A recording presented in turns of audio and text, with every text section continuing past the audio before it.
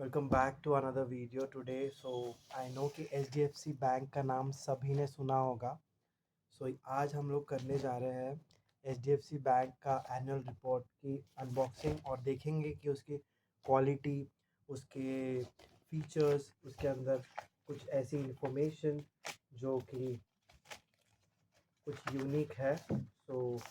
जैसे कि मैंने इसको निकाल लिया है, सो आई कैन सी कि कूलर के बाहर पे भी HDFC का ब्रांडिंग है। इफ़ अनडिलीवर्ड तो उसके ऊपर भी नाम है कि एड्रेस और कंपनी की लोगो। सो आ जाते हैं हम एनुअल रिपोर्ट पे। बहुत क्लीन और क्लासिक वे में ये एनुअल रिपोर्ट दिख रहा है। As you can see the branding नीचे की ओर है और this is the annual report for 2022 and 2023। पीछे भी उसकी ब्रांडिंग और बाकी कुछ ज़्यादा डिटेल्स नहीं। विद दिस आ जाते हैं हम इसके पेपर वर्क पे। As I can feel it कि quality of the paper has been very nice. बहुत ही ज़्यादा अच्छा क्वालिटी का पेपर है, एज आई कैन से।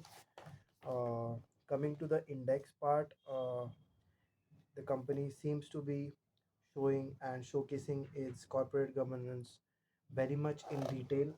As you can see, this is the index. काफ़ी डिटेल में एक्सप्लेन किया हुआ है, ऐसा दिख रहा है। मैं इसके बारे में ज़्यादा कमेंट नहीं कर सकता कि जो इन्फॉर्मेशन है वो सही है या गलत है या कितनी इन डेप्थ है, because I have not read the report still. But जो कि बेसिक इन्फॉर्मेशन जो एनुअल रिपोर्ट की है वो मैं आपको ज़रूर बता सकता हूँ। कंपनी ने काफ़ी हद तक अच्छा प्रेजेंट किया हुआ है। And as I can see managing director का यहाँ पर फ़ोटो और इनके बारे में इंफॉर्मेशन, उनका कोड भी है। Handwritten codes are available. इनका नाम है शशिधर जगदीना जगदीशन। ओके, मैंने आज तक मोर देन 20 अलग अलग एनुअल रिपोर्ट अनबॉक्स किए होंगे, but I have never seen this. So as you can see, there is a hole in one of the paper. I guess so कि ये traveling या transport में ही हुआ होगा। This is for me that this is in the on the page number 17th and 18th. So ये first annual report मैं देख रहा हूँ जिसमें पेज मुझे फटा हुआ आया है compare to the other companies annual report. Company ने काफ़ी हद तक उनके बारे में सब कुछ एक्सप्लेन किया है। उनके जो ऐप्स है, जो प्रोडक्ट्स उन्होंने निकाले हुए हैं, उनके बारे में डिटेल्स दी गई है। उसी के साथ साथ कंपनी ने उनके स्टेक होल्डर्स के लिए क्या क्या ऑप्शंस है वो दिए हुए हैं। अलग अलग गवर्नेंस जो हो रहा है, whistle blower policies, various different community policies, investors, regular body policies, सब कुछ एक्सप्लेन किया हुआ है काफ़ी डिटेल में। ऑल्सो विद दिस इसमें बैलेंस शीट भी दी गई है जो कि काफ़ी इंफॉर्मेटिव दिख रही है। कंपनी ने दिया हुआ है कि how the customers can connect to the bank. Basically बहुत सारे ऑप्शंस है। IVR कॉल, जो हम कॉल करते हैं तो कॉल करने के बाद IVR होता है, जो आपको पता ही होगा बहुत ज़्यादा चैलेंजिंग पड़ता है बहुत सारे लोगों को जो ज़्यादा पढ़ाई किया हुआ नहीं है, या फिर बहुत सी बार लैंग्वेज बैरियर आता है लोगों को। यहाँ पर दिख रहा है कि IVR जो है ये HDFC बैंक 12 डिफरेंट लैंग्वेजेस में ऑफ़र कर रहा है। और जो वीडियो KYC होता है, because as you might be knowing बहुत सारी कंपनीज कोविड के टाइम में जो बैंकिंग को KYC करना कंपलसरी है as per the government of India. इसके लिए KYC की 5 डिफरेंट लैंग्वेजेस में HDFC बैंक KYC ऑफ़र करता है। अलग अलग टाइप के इंश्योरेंसेस और फाइनेंस की इंफॉर्मेशन दी गई है। ऑल्सो आपको पता ही होगा इंडिया में दो अलग अलग टाइप के बैंक अकाउंट्स खुल सकते हैं। There are obviously many different bank accounts, but दो मेजर जो होते हैं डिपेंडिंग अपॉन द लोकेशन जहाँ पर आप अपना बैंक अकाउंट खोल रहे हो। फॉर एन एग्जांपल, अगर आप कोई rural part of the country में बैंक अकाउंट खोलते हो, अगर आपका घर है वहाँ पर, तो आपका रूरल बैंक अकाउंट खुलता है। उसके मिनिमम चार्जेस काफ़ी कम होते हैं, बेसिक रिक्वायरमेंट्स काफ़ी कम होती है compare to the urban. Urban में हम लोग 10 to 20,000 मेंटेनेंस के लिए प्रॉमिस करते हैं, अदरवाइज़ आपको चार्जेस लगते हैं। यू माइट बी नोइंग, क्योंकि आपको पता ही होगा कि काफ़ी हद तक अलग अलग जो चार्जेस लगते हैं अगर हम वो बैलेंस अगर मेंटेन नहीं करते हैं तो। आगे आ जाते हैं। सो कंपनी ने अपने CSR वर्क के लिए काफ़ी हद तक अच्छे से डिटेल्स मेंशन की हुई है। उसका जो फ्रेमवर्क है वो काफ़ी वेल मेंटेन्ड है, ऐसा कंपनी का कहना है। रिस्क मैनेजमेंट पॉलिसीज़ भी काफ़ी अच्छी कंपनी ने प्रेजेंट की हुई है। क्रेडिट रिस्क, मार्केट रिस्क, आपको पता ही होगा बैंकिंग जब आती है तो फाइनेंशियल सिचुएशन काफ़ी हद तक मैनेज करना होता है। उसमें क्रेडिट रिस्क, मार्केट रिस्क और कंप्लायंस के रिस्क के ऊपर ही आपका कंपनी का जो रेगुलेशंस है, कंपनी की जो पॉलिसीज़ है वो डिसाइड होती है। बिकॉज़ लिक्विडिटी रिस्क के ऊपर ही सब कुछ डिपेंड करता है, depending upon the companies reputation. Company अपने आप को अपडेट रख रही है कि नहीं, टेक्नोलॉजीज़ जो आ रही है उसके ऊपर अपडेट रख रही है कि नहीं। और सबसे ज़्यादा चैलेंजिंग जो कंपनी के लिए है वो है साइबर सिक्योरिटी। आज की दुनिया में जब हम देख रहे हैं कि एवरीथिंग इज़ गोइंग डिजिटल, आपके लॉक, फ़ोन के लॉक से लेके हम KYC तक अभी डिजिटल होते जा रहे हैं। सो इन दिस सिनेरियो जब बैंकिंग एक ऐसी चीज़ है, this is not social media की जहाँ पर कुछ डेटा अगर थोड़ा सा लीक हो जाता है तो it's just a friendly post या फिर कुछ ऐसी चीज़ें हैं कि जो आपके लिए ज़्यादा मैटर नहीं करती। बट बैंकिंग की काफ़ी इन्फॉर्मेशन अगर लीक हो जाती है तो it affects indirectly you and me as an consumer. Because आपको पता नहीं कि बैंक ने कौन सा डेटा कैसी जगह पे स्टोर किया है और उन्होंने वो कहाँ पर या किसने ये डेटा चुराया है और वो उस चीज़ का कैसे मिसयूज़ करेंगे, ये हम कोई भी एक्सप्लेन नहीं कर सकता। सो दैट्स प्रिटी इम्पॉर्टेंट कि cyber security plays a vital role as पर today's day. Also with this privacy policies, data collection, वो ये सारी इन्फॉर्मेशन के बारे में भी दिया गया है। Driving impact, sustainable impact, fuelling the future, मतलब आगे के फ्यूचर के लिए क्या प्लानिंग कर रही है कंपनी, इसके बारे में इंफॉर्मेशन काफ़ी इन डेप्थ दिख रही है। अगेन मैं ये सब जो चीज़ें बोल रहा हूँ या आपने देखा ही कि मैंने अभी जस्ट इस एनुअल रिपोर्ट को अनबॉक्स किया है। सो ये ज़्यादा इन डेप्थ या मैं इसको स्क्रूटनाइज नहीं कर सकता, मैं उसको वेरीफाई नहीं कर सकता। बट जो कंपनी ने दिया गया है वो बस मैं आपको प्रेजेंट कर रहा हूँ। Because I know many of the people don't go through the annual report, because बहुत से लोगों को लगता है ये बहुत हेक्टिक है, ये बहुत ज़्यादा लेंदी है, हमें पढ़ने के लिए बहुत ज़्यादा प्रॉब्लम होती है। इसीलिए मैं बेसिक इन्फॉर्मेशन इसके बारे में दे रहा हूँ। सो कंपनी ने काफ़ी हद तक इनके कार्बन इमिशन के बारे में भी एक्सप्लेन किया हुआ है, जहाँ कि आप अगर यहाँ पर देख पा रहे होंगे तो देखिए पेज नंबर 79 पे। सो कंपनी ने दिया गया है कि टोटल कार्बन इमिशन का कितना है, इलेक्ट्रिसिटी इमिशन कितना है, और उसी के साथ साथ आगे उन्होंने ये भी दिया गया है कि वो कैसे उसको ज़्यादा सस्टेनेबिलिटी बनाने की कोशिश कर रहे हैं। जैसे कि सोलर प्रोडक्ट्स यूज़ करके, विंड मिल्स यूज़ करके, या फिर जो भी इको फ्रेंडली सिस्टम है वो यूज़ करके कैसे carbon zero pathway company follow करने की कोशिश कर रही है।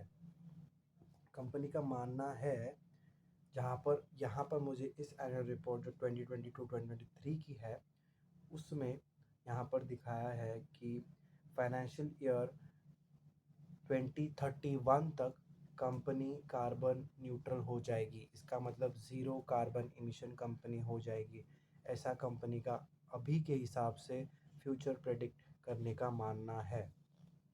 कंपनी ये भी बोल रही है कि हमने अलग अलग ग्रीन प्रोजेक्ट्स लॉन्च किए हैं, जिसमें वो कोशिश कर रहे हैं कि ज़्यादा से ज़्यादा वेस्ट मैनेजमेंट के ऊपर ध्यान दे पाए।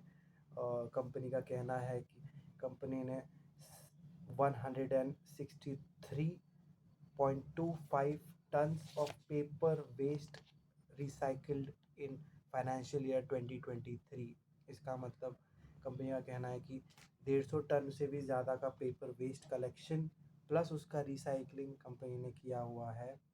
प्लास्टिक के बारे में अगर बात की जाए तो प्लास्टिक कंपनी का कहना है कि more than 7 tons of plastic उन्होंने फाइनेंशियल ईयर 2023 में रिसाइकल किया है। और 30 लाख से भी ज़्यादा, मोर देन 30 लैक्स प्लांट्स इन्होंने प्लांट किया है। So this are the information जो प्रोवाइड की हुई है। वाटर कंजर्वेशन के बारे में दिया गया है। ई वेस्ट जो जनरेट हो रहा है, आपको पता ही होगा कि आज के टाइम पे जैसे हम डिजिटल जा रहे हैं, सो ई वेस्ट बहुत ज़्यादा जनरेट हो रहा है। कंप्यूटर्स जो कि अपडेट होते जा रहे हैं, सो ओल्ड जो प्रोडक्ट्स हैं वो ई वेस्ट होता जा रहा है और उसको डिस्पोज करने का काफ़ी हद तक सही तरीका अपनाया नहीं है इंडिया ने मोस्टली। और काफ़ी अलग डेवलपिंग कंट्रीज़ में भी ये प्रॉब्लम है। अंडर डेवलप में तो काफ़ी बुरी हालत है। सो उसके हिसाब से यहाँ पर उन्होंने काफ़ी हद तक चीज़ें दी गई है कि more than 85,000 tons of e-waste generated and recycled in financial year 2023, and total waste recycled in financial year 2023 is more than 290 tons. ये सारी इंफॉर्मेशन 85 नंबर पेज के ऊपर है। So if you also get a chance to read this annual report of HDFC bank, so आप खुद इसको verify कर सकते हैं। अलग अलग स्ट्रैटेजीज़ कंपनी प्रोवाइड कर रही है कि क्या क्या कंपनी स्ट्रैटेजीज़ यूज़ कर रही है कस्टमर फोकस के लिए। कंपनी का कहना है कि हमने 3.2 मिलियन फीडबैक्स को सुना है और उनके बारे में रिसर्च किया है, उनके बारे में लर्न किया है कि क्या क्या चीज़ें हो सकती है। उसके बारे में 3.2 लैक्स के अलग अलग एक्ट किए हैं, जिसके लिए मतलब जो फीडबैक से जो सीखने मिलता है कंपनी को, जो उनके सजेशंस है कंज्यूमर्स के, उनके बारे में एक्ट के लिए। उसी के साथ साथ फ़ीमेल पॉलिसी, फ़ीमेल्स के लिए क्या कंपनी इनिशिएट कर रही है, अलग अलग चीज़ें उनके बारे में कंपनी ने दिया है। आपको पता ही होगा कंपनी जो कि HDFC बैंक है वो काफ़ी अलग अलग इलेक्ट्रॉनिक प्रोडक्ट्स पे या अमेज़ॉन फ्लिपकार्ट ऐसे वेबसाइट्स पे आपको डिस्काउंट देता है। Discount in the sense cashback offers या क्रेडिट कार्ड या डेबिट कार्ड यूज़ करके ऑफर्स, उसके बारे में भी दिया गया है कि आप कैसे कंपनी टाइप्स करके ज़्यादा से ज़्यादा कंज्यूमर्स का ध्यान अट्रैक्ट कर रही है कंपनी के ऐप के बारे में। क्योंकि HDFC बैंक का जो ऐप है वो काफ़ी यूज़र फ्रेंडली है, मैं खुद भी ये यूज़ करता हूँ। नेट बैंकिंग जो HDFC बैंक का है ये भी काफ़ी हद तक यूज़र फ्रेंडली है। तो उसके बारे में इंफॉर्मेशन कैसे उन्होंने इस नेट बैंकिंग को ज़्यादा से ज़्यादा बढ़ाया और कैसे वो लोग और भी उसको यूज़र फ्रेंडली बना रहे हैं, जो चैलेंजेस हैं उनको वो लोग क्लियर करने की बात कर रहे हैं। ये कंपनी ने बहुत अच्छा दिया है पेज नंबर 107 पे कि कंपनी के employees by the category. So category के हिसाब से कंपनी ने उनके एम्प्लॉयज़ जैसे कि senior management level, middle management level, junior management level, या फिर रीजन के हिसाब से, या फिर ईस्ट वेस्ट नॉर्थ साउथ, या फिर एम्प्लॉय की एज के regarding. For an example 25 to 30 के एज में कितने लोग हैं, 30 टू 50 के एज में कितने लोग हैं, 50 के ऊपर कितने लोग हैं। Also with the respect to the gender, men कितने हैं, फीमेल्स कितने हैं। सो उसके बारे में भी इंफॉर्मेशन काफ़ी क्लैरिटी में दी गई है। मैं आपको फॉर एन एग्जांपल रफ एक senior manager level, senior management के बारे में बताता हूँ। तो उनके पास 154 मेन है, 17 वुमेन्स है and total 177 senior management people है। उसी के साथ साथ हम आगे बढ़ते हैं। सो हम जैसे जैसे आगे बढ़ रहे हैं तो वर्कफोर्स के बारे में दिया गया है। पर्सन्स विद डिसेबिलिटी, जो जिन लोगों को डिसेबिलिटी होती है, आपको पता है कि उनको काफ़ी हद तक काम करने के लिए काफ़ी चैलेंजेस होते हैं, तो उनको जॉब देने के लिए बहुत सारी कंपनियां मना करती है। बट HDFC बैंक एक ऐसी ऑर्गेनाइजेशन है जो उनको भी जॉब जनरेट करती है और उनको भी वर्किंग अपॉर्चुनिटी देती है। Talent management by the digital way, जो ह्यूमन रिसोर्स टीम है वो इसके ऊपर ज़्यादा वर्क कर रही है। अलग अलग various digital platform such as LinkedIn, naukri.com, या फिर बहुत सारे आपको पता ही होंगे। तो उनकी हेल्प के साथ साथ company is trying to make more and more as much as possible. अलग अलग कंपनी के जो कैंप होते हैं, समर कैंप या फिर take a break camp, international women's day celebration, इसके बारे में भी काफ़ी हद तक इंफॉर्मेशन अंदर दी गई है। कंपनी ने अलग अलग इवेंट्स जो होस्ट किए, जैसे कि कोई साइकिलिंग इवेंट हो गया या फिर कोई कोई गेट टुगेदर हो गया, तो उसके बारे में भी इंफॉर्मेशन दी गई है। कंपनी कह रही है कि परिवहन, जो कि हमारा ट्रांसपोर्ट डिपार्टमेंट है, उसके साथ टाई अप करके कंपनी कैसे वर्कआउट कर रही है। रूरल डेवलपमेंट के बारे में अगेन द सस्टेनेबिलिटी गोल्स जो यूनाइटेड नेशंस के थ्रू प्रोवाइड किए गए हैं, उनके ऊपर भी कंपनी वर्कआउट कर रही है, ऐसा दिख रहा है। Promotion of education, rural development, health care and hygiene, ऐसी सारी चीज़ों पे कंपनी खुद से वर्क कर रही है एंड दैट्स वेरी नाइस। क्योंकि ऐसी सारी चीज़ों पे आप या फिर मैं ऑन अ पर्सनल लेवल काम करना बहुत मुश्किल होता है, बिकॉज़ हम ज़्यादा से ज़्यादा 10, 100 या 1000 लोगों को हेल्प कर पाएंगे, बट कंपनी जिनकी रीच अलग अलग कंट्री के अलग अलग कोने में होती है, तो वो काफ़ी सारे लोगों को एक साथ मदद कर पाते हैं and that's pretty nice. Because उनको सैंक्शनिंग्स काफ़ी चीज़ें जल्दी जल्दी मिल जाती है बिकॉज़ ऑफ द सिस्टम जो अंदर पहले से ही है, उनके बेसिक बेंचमार्क्स जो है पहले से ही क्लियर्ड है, इसलिए उनको सैंक्शनिंग्स भी जल्दी मिलती है गवर्नमेंट के थ्रू। कंपनी कह रही है कि हम हेल्थ केयर और हाइजीन पे काफ़ी हद तक जोर दे रहे हैं, access to the clean drinking water के ऊपर जोर दे रहे हैं, वेस्ट मैनेजमेंट के ऊपर काफ़ी ध्यान दे रहे हैं, ऐसा उनका कहना है। लोकल इकोनॉमिक एक्टिविटीज़ प्रोजेक्ट, इन्होंने इनका कहना है कि अलग अलग जगह पे इन्होंने प्लांट्स लगाए हैं और बहुत सारी वुमेंस को इन्होंने मदद की है। More than 5 lakh beneficiary womens are there जिनको इन्होंने हेल्प किया गया है, ऐसा कंपनी का कहना है।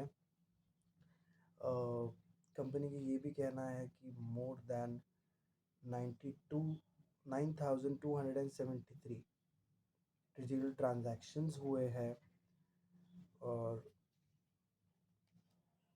उसी के साथ साथ कंपनी एयरलाइंस के जो ग्रेजुएट स्टूडेंट्स हैं उनको भी कैसे अलग अलग चीज़ों में फ़ीमेल कैंडिडेट्स को मदद करने की कोशिश कर रही है।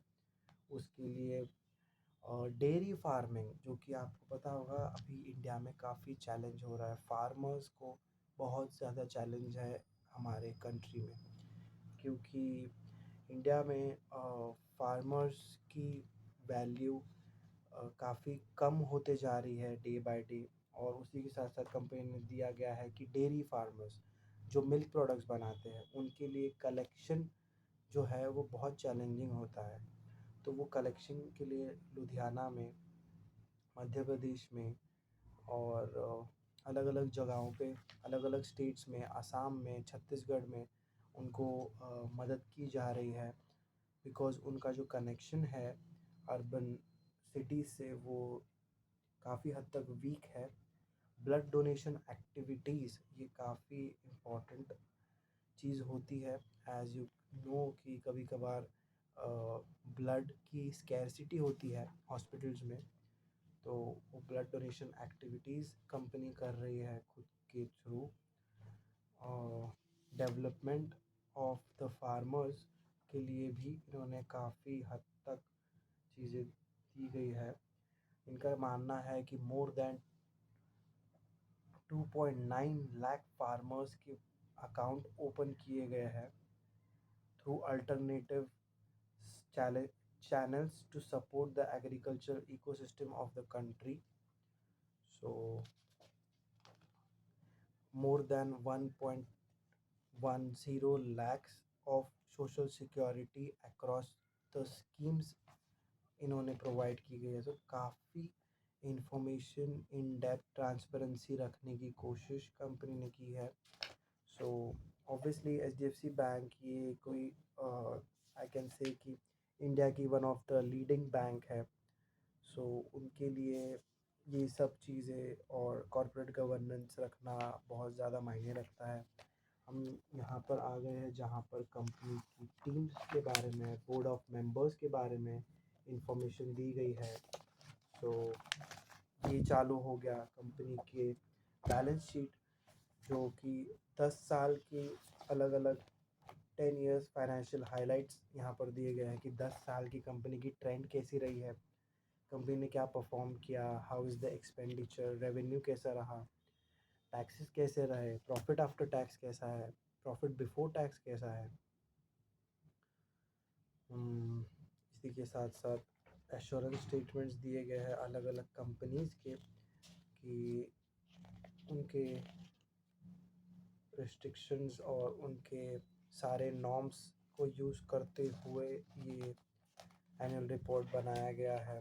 कंपनी की स्पेंडिंग एक्टिविटीज़, कंपनी ने कहाँ पर पैसे लगाए, कहाँ से कंपनी ने पैसे कमाए, सारी चीज़ें कंपनी ने दी गई है। So it's pretty interesting. Also loan policies के बारे में दिया गया है, कितने सारे लोगों को कंपनी के लिए हेल्प मिली है।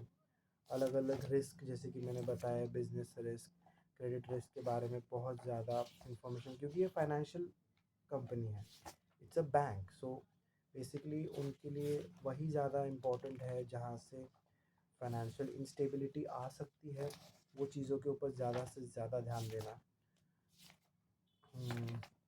ऑल्सो डायरेक्टर्स के रिपोर्ट है, डायरेक्टर्स के अलग अलग स्टेटमेंट्स है जहाँ पर कंपनी प्रोवाइड कर रही है डिटेल कि कैसे उन्होंने, ये आ गई है कंपनी की balance sheet as you can see here, और ये है कंपनी का profit and loss statement as you can see here.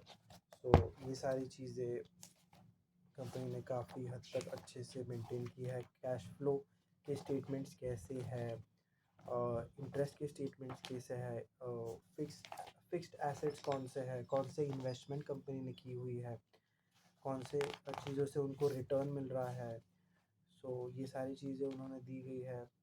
Other other source of income क्या क्या है नॉर्मली, कभी कभार कंपनी को कोई ऐसे भी इनकम्स होते हैं जो सिर्फ उनके कंपनी के प्रोडक्ट की वजह से नहीं होते, बट कुछ और रीजंस की वजह से भी होते हैं।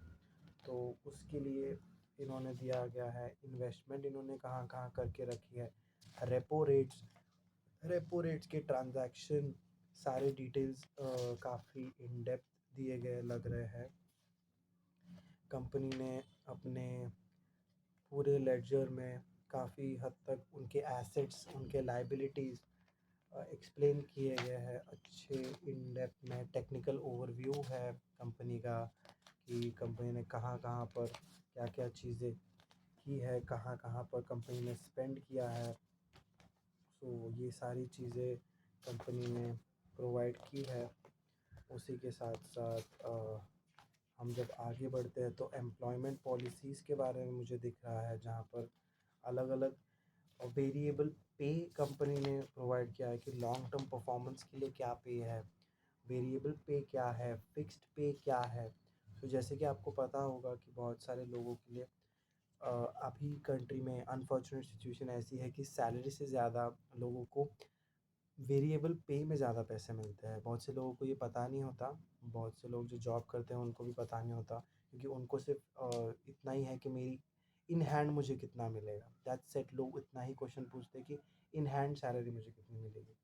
बट बहुत सी बार कंपनी को इसमें बहुत ज़्यादा बेनिफिट होता है, क्योंकि जो डायरेक्ट पे होता है, जो कि कहते हैं फिक्स्ड पे, उसको कंपनी पे टैक्स देना पड़ता है। बट जो वेरिएबल पे, मतलब कोई कोई अलाउंसेस होते हैं गवर्नमेंट स्कीम से, फॉर एग्जांपल हाउस अलाउंसेस, उस पे कंपनी को थोड़ा सा, वी कैन से कि थोड़ी सी छूट मिलती है, because depending upon the location. Because Mumbai में आज अगर कोई बंदा रह रहा है तो उसका रेंट ज़्यादा होता है कंपेयर टू कोई पर्सन अगर हो सकता है पुणे में रह रहा हो या फिर कोई अदर सिटीज़ में रह रहा हो। तो कोई बंदा अगर न्यू दिल्ली में रहता है तो उसका रेंट अलग होगा, कोई बंदा अगर चेन्नई में रहता है तो उसका रेंट अलग होता है। तो डिपेंडिंग अपॉन द लोड जो एक्सपेंस पॉकेट पे पड़ता है उसके हिसाब से कंपनी ने या फिर not company I will say but government of India ने ये फिक्स्ड ये बनाए हुए हैं वी कैन से बेंचमार्क्स कि अगर कोई पर्सन मुंबई में रह रहा है तो उसको हाउस अलाउंस ज़्यादा मिलना चाहिए compare to if anyone is staying in Nagpur, क्योंकि रेंट या फिर इलेक्ट्रिसिटी बिल, बेसिक चीज़ें, कंज्यूमेबल प्रोडक्ट्स, ग्रोसरी से लेके हर चीज़ वेरी करती है डिपेंडिंग अपॉन द लोकेशन जो आपकी कंट्री में है।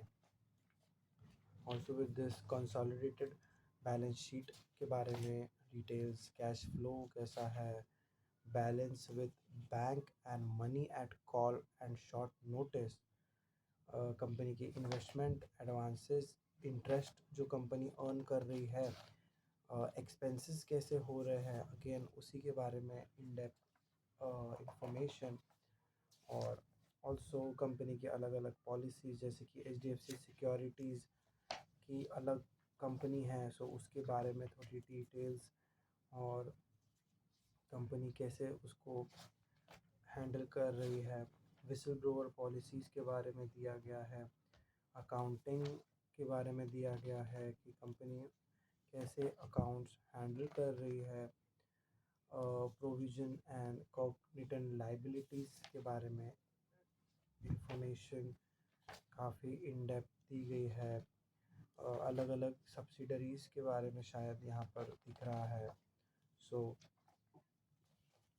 पेंशन जो एचडीएफसी बैंक का होगा उसके बारे में भी दिख रही है, बिजनेस सेगमेंट्स के बारे में डिटेल्स। सो पेनल्टीज़ जो आरबीआई जो आपको पता ही होगा कि रिज़र्व बैंक ऑफ इंडिया, ये कंपनी को या फिर कोई भी बैंकिंग सेक्टर को अलग अलग टाइप के पॉलिसीज़ और उसके अकॉर्डिंगली सारी बैंक जो इंडिया में होती है ऑपरेशनल उनको करना होता है। तो उसके बारे में कि कंपनी ने कौन से मतलब कंपनी ने कौन से फ़ाइन भरे, जो कि अभी यहाँ पर जैसे कि लिखा है कि ड्यूरिंग द ईयर 31st मार्च नहीं during the year ended 31st March 2022 RBI by an order dated on May 27, 2021 levied a penalty of 10 crores for marketing and sales of third party non-financial product of the bank auto loan customers, assigning the whistleblower complaint which revealed an inter alia controversial of Section 6(2) and Section 8 of the Banking Regulation Act 1949. The bank has disclosed the sales of and said the third party non financial product since 2019। मतलब इसमें मुझे जहाँ तक समझ आया है कि company ने मतलब H D F C bank ने कोई ऑटो लोन्स के लिए कोई थर्ड कंपनी या कोई थर्ड पार्टी होगा जिनके लिए कंपनी ने मार्केटिंग की, और उस मार्केटिंग और सेल्स की कैंपेन में कंपनी का विसल ब्लो हुआ। विसल ब्लो मतलब ये एक ऐसी चीज़ होती है कि जहाँ पर कुछ रॉन्ग डूइंग होता है तो विसल ब्लोइंग कहते हैं इसको। तो ये वहाँ पर हुआ और वहाँ पर कंपनी को 10 करोड़ का फ़ाइन आरबीआई ने लगाया है। सो ऐसी सारी इन्फॉर्मेशन दी गई है इसके बारे में। स्मॉल और माइक्रो इंडस्ट्री को कैसे ये लोग हैंडल कर रहे हैं। सो सर्टिफिकेट ऑफ कॉरपोरेट गवर्नेंस मिला है कंपनी को, तो वो प्रेजेंट किया हुआ है। Certificate of under the SEBI listing regulation, आपको पता ही होगा स्टॉक एक्सचेंज ऑफ इंडिया जो कि हम कहते हैं SEBI, stock exchange board of India to be more specific. तो उसके बारे में भी डिटेल्स यहाँ पर दी गई है कि कैसे सेबी ने उनको सर्टिफिकेट प्रोवाइड किया है कॉरपोरेट गवर्नेंस के लिए, और लिस्टिंग सेबी जो स्टॉक एक्सचेंज लिस्टिंग के रूल्स एंड रेगुलेशंस होते हैं वो फॉलो करने के लिए सर्टिफिकेट भी मिलता है, तो वो प्रोवाइड किया गया है। जो डायरेक्टर्स है तो डायरेक्टर्स का DIN नंबर वो पार्ट टाइम है या फुल टाइम है, कौन सी पोजीशन पे है, उन्होंने उनका ट्रैक रिकॉर्ड कैसा रहा, कंपनी के साथ कितने सालों से है, या फिर कौन से कंट्री में उन्होंने क्या क्या स्टडीज़ की है, इसके बारे में इंफॉर्मेशन सारी दी गई है। DIN नंबर जो आपको पता होगा काफ़ी इंफॉर्मेटिव, काफ़ी इम्पोर्टेंट नंबर होता है ये डायरेक्टर्स के लिए। हर डायरेक्टर को हर कंपनी में, अगर वो लिस्टेड कंपनी है तो उसको DIN नंबर मिलना कंपलसरी होता है। सो ये आ गया एनुअल जनरल मीटिंग के बारे में थोड़ी डिटेल्स की। जो AGM होगी उसके बारे में डिटेल्स दी गई है कि क्या क्या रेगुलेशन कंपनी या फिर HDFC बैंक उसको फॉलो करके वो AGM करेंगे। जनरल बॉडी मीटिंग्स जो कंपनी करती है हर साल रेगुलरली, तो उसके टाइमिंग्स उन्होंने, ये सब पास्ट के बारे में है, बट एनुअल जनरल मीटिंग जो फ्यूचर में आ रही है उसके बारे में भी डिटेल्स, जो जो जनरल मीटिंग उन्होंने पिछले पास्ट में करी है उसके बारे में सारी डिटेल्स। बेसिक ओवरव्यू आ गया शेयर प्राइस के बारे में, कौन सी शेयर होल्डर्स है बैंक में, जैसे कि JP मॉर्गन हो गया, HDFC कॉर्पोरेट लिमिटेड हो गया जो कंपनी की पेरेंट कंपनी है, आई विल से। अलग अलग स्टेक होल्डर्स, ये मोस्टली फंड्स या फिर मोस्टली अलग अलग कंपनीज होती है। LIC हो गए जिन्होंने कितने शेयर हेल्ड्स किए हैं, ऐसे ऐसे प्रूडेंशियल जो कंपनी ने कितने परसेंट होल्डिंग रखी है, जैसे कि LIC ने 0.76% ऑफ द कैपिटल होल्ड करके रखा है। तो शो यू एन एग्जाम्पल, तो उसके बारे में डिटेल्स यहाँ पर आ गई है। इसके बाद में डिक्लेरेशन आ गया जो कि मैनेजिंग डायरेक्टर ने किए हैं, और हेल्प डेस्क के लिए इंफॉर्मेशन दी गई है कि अगर शेयर होल्डर्स को या फिर किसी को भी अगर कंपनी के बारे में कुछ हेल्प चाहिए तो उसके लिए इंफॉर्मेशन काफ़ी इन डेप्थ दी गई है। अलग अलग एम्प्लॉयज़ के बारे में इंफॉर्मेशन, कौन से एम्प्लॉयज़ परमानेंट है, कौन से परमानेंट नहीं है, टोटल एम्प्लॉयज़ कितने हैं, इनके बारे में इंफॉर्मेशन, इन्वेस्टर्स कितने हैं, कहाँ से उनकी कंप्लेंट्स कितनी आ रही है, एम्प्लॉयज़ की कंप्लेंट कितनी है, शेयर होल्डर्स की कंप्लेंट कितनी आई है, इनके बारे में इंफॉर्मेशन। क्लाइमेट चेंज के लिए क्या जो इनकी रेटिंग्स है, जैसे कि business responsibility and sustainable development report होता है, तो उसके बारे में इंफॉर्मेशन की। स्ट्रॉन्ग इकोनॉमिक परफॉर्मेंस, इसके लिए कंपनी पॉजिटिव है, और क्लाइमेट चेंज रिस्क के लिए कंपनी का रेटिंग नेगेटिव है। सो ये सारी इंफॉर्मेशन प्रोवाइड की गई है। ऑल्सो विद दिस कंपनी की अलग अलग पॉलिसीज़ अगेन आ गई, लीडरशिप इंडिकेशंस आ गए उनके लिए। काफ़ी HDFC बैंक ने इंटरेस्ट दिखाया है अगेन वेस्ट जनरेटेड और वेस्ट रिकवरी के लिए, सस्टेनेबिलिटी के लिए क्या कंपनी ने किया है वो सब दिखाया है। आ गए हम आगे, तो प्रिंसिपल्स क्या है कंपनी के, कौन से प्रिंसिपल्स पे कंपनी काम कर रही है, उनकी PDFs के लिंक। सो बेसिकली ये डॉक्यूमेंट जो होता है एनुअल रिपोर्ट, ये आपको डिजिटल वे में भी मिलता है। सो उसके ऊपर जो लिंक्स होती है उनके ऊपर और ज़्यादा अंदर ही उनके और डिटेल्स होते हैं। कंपनी की CSR वर्क के लिए कंपनी ने बहुत अच्छे से स्पेसिफिकली विद द डिस्ट्रिक्ट और state, for an example Bihar में जो गया करके डिस्ट्रिक्ट है उसमें कंपनी ने कितना अमाउंट स्पेंड किया, इसकी डिटेल्स 439 पेज पे है। ये आपको अगर इंटरेस्ट हो तो आप काफ़ी अच्छे से जान सकते हैं, बिकॉज CSR वर्क मुझे ऐसा लगता है कि it is very important, because business तो आता जाता रहेगा, there will be losers and winners in the business, loss और प्रॉफिट होता रहेगा कंपनी में, बट CSR वर्क रुकना नहीं चाहिए, because this is something very important. जैसे कि उत्तराखंड में कंपनी ने, हरिद्वार में कंपनी ने 5 करोड़ से भी ज़्यादा पैसे खर्च किए हैं। वी कैन से कि ये सब सारे अमाउंट्स जो है वो INR में है। सो काफ़ी इन डेप्थ इंफॉर्मेशन। महाराष्ट्र के नांदेड़ डिस्ट्रिक्ट में more than 3 crore rupees have been spend for the CSR work. या फिर जैसलमेर में जो राजस्थान में आता है 1.5 करोड़ से भी ज़्यादा रुपीज़ स्पेंड किए गए हैं। ये आ गया है रिपोर्ट की जो रूरल डेवलपमेंट में कितना पैसा खर्च किया है, या फिर हेल्थ केयर में कितना पैसे खर्च किए हैं, प्रमोटिंग द एजुकेशन में कितने पैसे खर्च किए, स्किल ट्रेनिंग, लाइवलीहुड में कितने पैसे और एनवायरमेंटल सस्टेनेबिलिटी के लिए कितने पैसे खर्च किए गए हैं, इसके बारे में in depth knowledge. Also number of customers complaint in the respect of following, मतलब कौन से कंप्लेन कंपनी को रिसीव हुए with respect to the section. For an example, data privacy के लिए कितने कंप्लेंट्स आए हैं, साइबर सिक्योरिटी के लिए कितने कंप्लेंट्स आए, एडवर्टाइजिंग के लिए कितने कंप्लेंट्स आए हैं, अनफेयर ट्रेड्स के लिए कितने कंप्लेंट आए हैं। तो ये सारी इंफॉर्मेशन कंपनी ने दी गई है। आगे हम शेयर होल्डर इंफॉर्मेशन पे, इसमें डिविडेंड्स के बारे में दिया गया है कि कंपनी ने कैसे कैसे डिविडेंड पे आउट किया है।